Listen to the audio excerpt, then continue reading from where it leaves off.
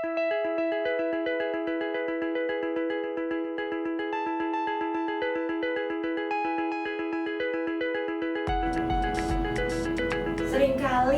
di dalam kerjaan saya bertemu remaja dan pemuda yang mengeluh bahwa hidup mereka rasanya sia-sia karena tidak ada yang mendukung, mensupport mimpi-mimpi yang mereka punya.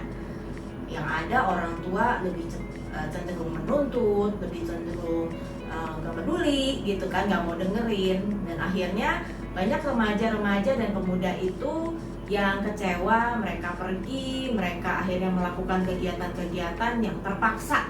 Ya. Nah, kawan-kawan, dengan kita akhirnya menyerah, dengan akhirnya kita pergi dan kita juga jadi marah, sebenarnya tidak merubah keadaan. Ya, situasinya tetap kalian merasa dirugikan, kalian merasa nggak didengerin juga. Ada nggak sih caranya? Nah, hari ini saya mau bilang ada sebenarnya caranya, dengan satu sikap proaktif. Proaktif itu beda ya dengan reaktif. Kalau reaktif itu ketika kita merasa kecewa, kita langsung melampiaskannya dengan sikap yang negatif. Tapi kalau proaktif ternyata punya satu cara yang berbeda. Mereka bisa melihat kebaikan di tengah-tengah hal yang paling sulit sekalipun.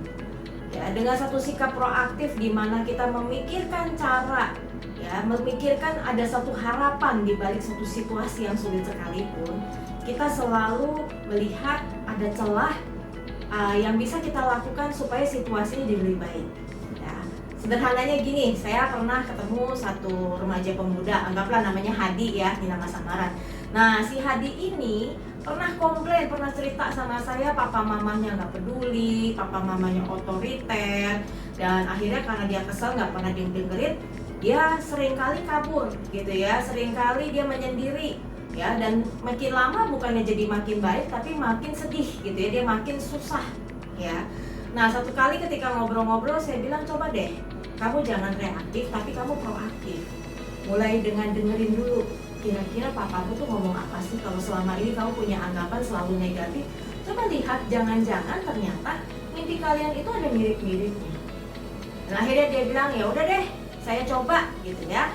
Nah, menariknya waktu dia coba, beneran ya, pelan-pelan dia mulai memahami ternyata ada hal-hal yang mirip dengan yang menjadi yang keinginan dia, tapi karena dulu udah keburu marah, udah keburu kesal, akhirnya tidak pernah tersampaikan dan didengar dengan baik ya. Jadi setelah kejadian itu, waktu dia cerita balik sama saya, dia bilang, aduh senang banget sekarang saya bisa komunikasi dengan baik dengan ayah saya.